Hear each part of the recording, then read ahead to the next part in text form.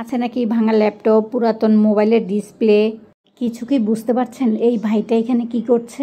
গিয়েছিলাম মোবাইল সার্ভিসিংয়ের দোকানে, আমার মোবাইলে একটু সমস্যা দেখা দিয়েছে, আর ওখানে গিয়ে দেখলাম অনেকগুলো পুরাতন মোবাইল পড়ে আছে। তো ভাবলাম এই পুরাতন মোবাইল দিয়ে ওনারা কী করে, আর সেই কথা ভাবতে ভাবতেই দেখি এই ভাইটা ভাঙাচোরা ল্যাপটপ, পুরাতন মোবাইলের ডিসপ্লে এগুলো কেনার জন্য এসেছে। ভাঙাচোরা কিনতে শুধু বাড়িতেই আসে, আগে আমি এটা ভাবতাম, এখন দেখি না, মার্কেটেও এগুলো কেনার জন্য লোকজন চলে আসে।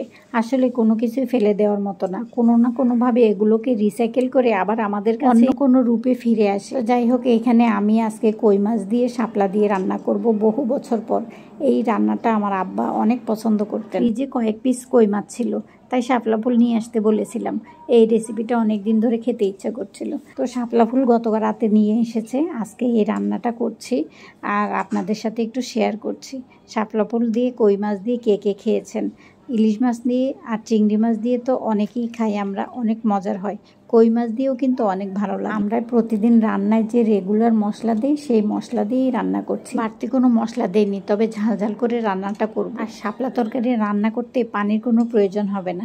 এই যে মশলা দিয়ে ভালোভাবে কষিয়ে ঢেকে রাখলেই অনেক পানি উঠে যাবে, আর এই যে পানিটা উঠবে এই পানি দিয়ে রান্নাটা করে। ভিডিওতে বলেছিলাম আমার হাত ব্যথার কথা, আর অনেক ভাই বোনেরা জানতে চেয়েছেন হাতে কিভাবে ব্যথা আসলো।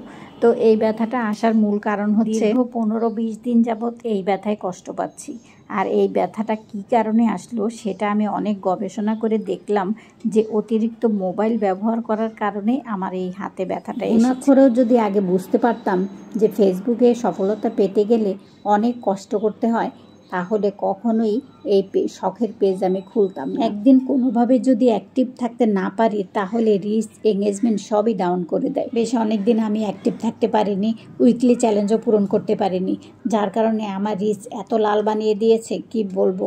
এই রিচ উঠাতে গিয়ে আমার এত কষ্ট হয়েছে। পেজ খোলার আগে অনেকের ভিডিও দেখে ভাবতাম ভিডিও বানিয়ে ছেড়ে দিলেই হয়তো মিলিয়ন মিলিয়ন ভিউ আসবে আর আমার ঘরে টাকা চলে আসবে। কতটা বোকার স্বর্গে বাস করেছি। যারা নতুন পেজ খুলে কাজ করবেন ভাবছেন, তারা আগে চিন্তা করবেন কতটা ধৈর্য, পরিশ্রম ফেসবুকে দিতে পারবেন। বাঁ হাতে মোবাইল ধরে ডান হাত দিয়ে দীর্ঘ সময় আমি কাজ করেছি, আর এই কাজ করার ফলে বাঁ হাতে এভাবে ব্যথাটা চলে এসেছে। আমার এই হাত ব্যথার কথা শুধু আপনাদের সাথে শেয়ার করেছি। যদি আমার পরিবারের কেউ জানতে পারে যে এই হাত ব্যথার কারণ হচ্ছে মোবাইল, তাহলে মোবাইল তো নিবেই, আর আমার শখের পেজটাও বন্ধ করে দিবে। আপনাদের সাথে কথা বলতে বলতে ভিডিও শেষ প্রান্তে চলে এসেছি।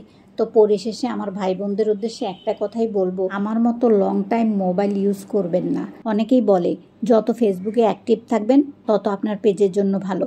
আসলে কথাটা ঠিক, কিন্তু তাই বলে নিজের ক্ষতি করে না। আমি তো আমার নিজের ক্ষতি করে ফেলেছি। আপনারা আমার মতো ভুল যেন না করেন, সেজন্য আপনাদের সাথে শেয়ার করেছি কথাগুলো। আমার ভাই বোনদের সাথে গল্প করতে করতে আমি কিন্তু ভিডিও শেষ প্রান্তে চলে এসেছি, আমি কিন্তু টেরও পাইনি।